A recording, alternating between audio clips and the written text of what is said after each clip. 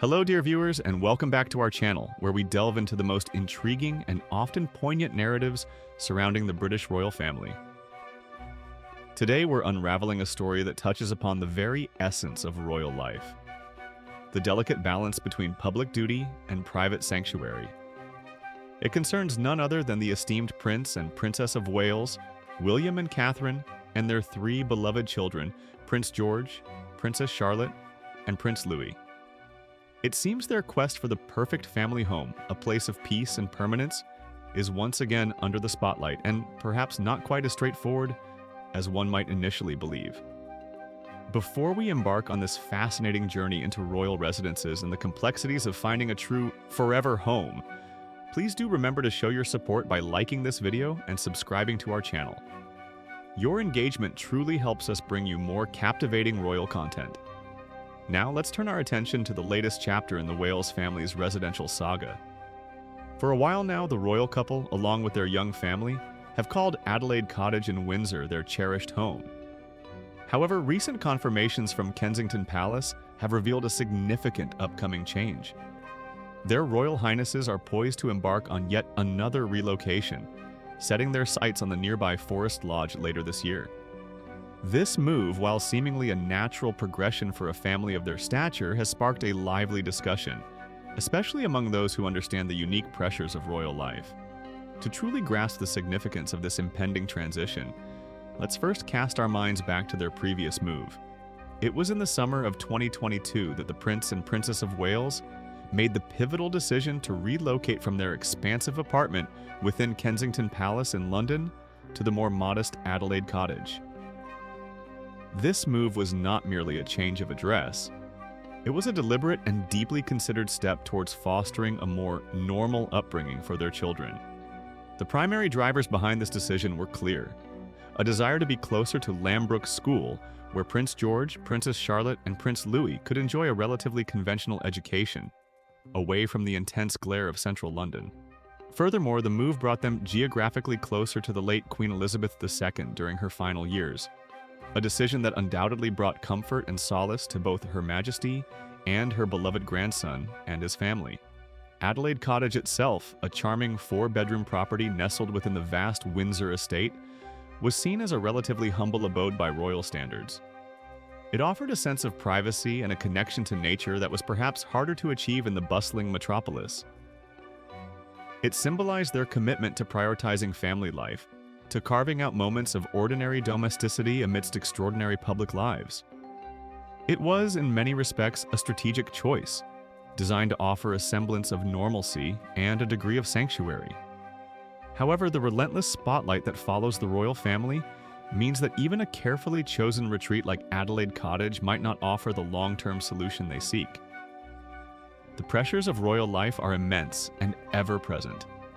Every public appearance, every family outing, every seemingly private moment is meticulously scrutinized, photographed, and disseminated globally.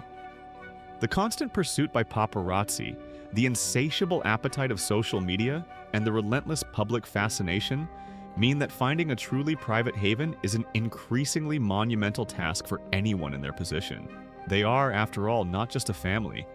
They are the future of a monarchy, living under a microscope for all the world to observe.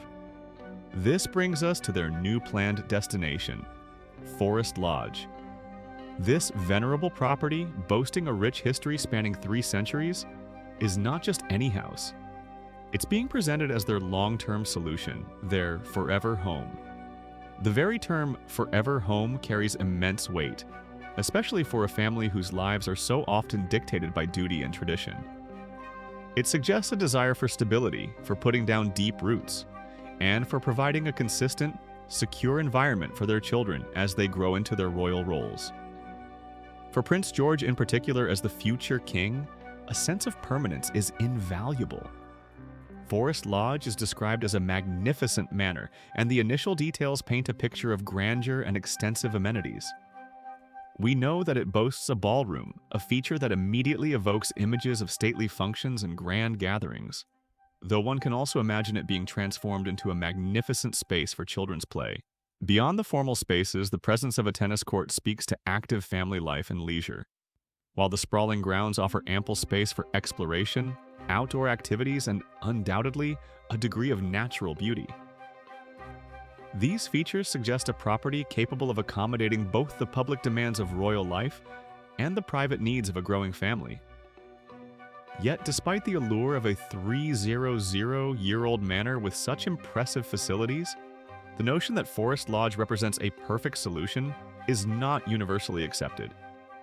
Indeed, a fascinating divergence of opinion has emerged among the very people who would be their new neighbors.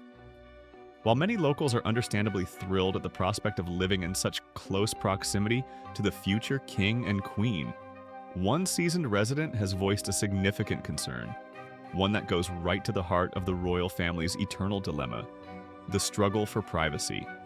According to reports from the Daily Mail, 87-year-old Jean Reeve, a longtime resident of the area, articulated her apprehension with a wisdom born of years.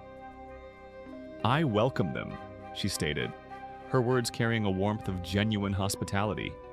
"But I hope the public allows them to live there quietly as a family." This sentiment, while outwardly welcoming, carries a subtle undertone of worry. Her subsequent observation is particularly telling. "It's a less private spot than their previous home, from what I know about the location. I'd hate for people to always be going past and saying, 'Oh, that's where they live.'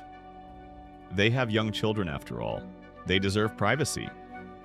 Miss Reeve's comments underscore a critical point. For a family as globally recognizable as the Waleses, the very concept of privacy is a precious and often elusive commodity. The implication that Forest Lodge might be less private than Adelaide Cottage raises immediate red flags. Is it more visible from public roads or pathways? Is it closer to local communities, making it easier for curious onlookers to identify? The potential for constant observation, for the incessant murmur of, "Oh, that's where they live," could transform a desired sanctuary into a perpetual fishbowl. For Prince George, Princess Charlotte, and Prince Louis, who are still navigating their childhoods under immense scrutiny, a truly private space for uninhibited play and growth is not merely a luxury, it is a fundamental need for their healthy development. The historical challenges faced by the royal family, particularly concerning the media's intrusion into the lives of royal children, lend significant weight to Miss Reeve's heartfelt concerns. The desire to shield their offspring from the most intrusive aspects of fame has always been a guiding principle for William and Catherine, a principle that this potential lack of privacy at Forest Lodge could severely challenge. However, it's not all apprehension and concern. Many in the local community are embracing the royal arrival with unequivocal enthusiasm and open arms. 50-year-old Nicola Berry, another local resident, expressed a delightful surprise at the proximity of their new royal neighbors. "I heard they were moving, but I didn't realize they'd be so close," she admitted, a hint of genuine excitement in her voice. "Welcome, I suppose," she chuckled, her words painting a picture of friendly, neighborly acceptance. Her lighthearted remark that her usual recommendation of picturesque walks in Windsor Great Park is now simply their back garden beautifully encapsulates the local sentiment of welcoming the royals not just as figures of state, but as members of their community. This dichotomy of reactions highlights the complex relationship between the monarchy and the public. On one hand, there's the deep-seated desire to protect the royals, especially the children, from the relentless intrusion that has historically plagued their lives. On the other, there's the undeniable thrill and pride of having the future king and queen as neighbors. A connection that can foster a sense of shared community and even boost local prestige. The presence of the royal family can bring a unique cachet to an area, potentially increasing tourism and fostering a deeper sense of connection between the populace and the crown. Of course, a move into a 300-year-old property, even one as grand as Forest Lodge, is rarely a simple affair of unpacking boxes. The text confirms that extensive renovations are already underway at the manor. This phrase, extensive renovations, speaks volumes. It implies a significant undertaking, not just in terms of time and resources, but also in transforming a historic structure into a modern, functional, and secure family home fit for the 21st century. What might these renovations entail? Beyond the obvious aesthetic updates to suit the family's taste, one can imagine a comprehensive overhaul to ensure structural integrity, especially for a property of such age. State-of-the-art security systems would be paramount, designed to protect the family from any potential threats while simultaneously preserving their privacy within the estate. Modern amenities, energy efficiency upgrades, and child-friendly spaces would also be essential to create a comfortable and practical living environment for George, Charlotte, and Louis. The cost of such renovations is often a subject of public debate when it comes to royal residences, with taxpayers naturally curious about how public funds are being utilized. While the specifics of the funding for Forest Lodge's renovations are not detailed in our current information, it's a recurring theme in discussions surrounding royal property.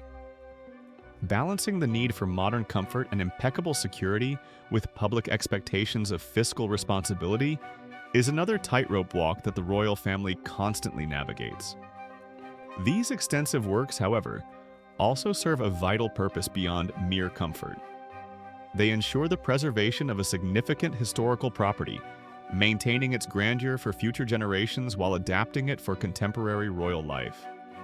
Ultimately, the move to Forest Lodge represents more than just a change of address for the Prince and Princess of Wales and their children. It symbolizes their ongoing quest to define what modern royalty looks like, a delicate balancing act between duty and family, tradition and progress, public visibility and private sanctuary. It's a testament to their desire to create a stable, loving environment for their children, even as those children are destined for lives of unparalleled public service. The Forever Home designation suggests a profound commitment to putting down roots, offering a sense of permanence in a world that is constantly changing. This event certainly gives us much to reflect upon regarding the unique challenges and opportunities faced by the royal family in today's world. How do they continue to find moments of quietude and normalcy amid such extraordinary circumstances? And what does this relocation signify for the future trajectory of the monarchy? We'd love to hear your thoughts on this unfolding story. What are your opinions on the balance between royal privacy and public interest? Do you believe Forest Lodge will truly provide the forever home the Wales family seeks? Share your insights and perspectives in the comments section below.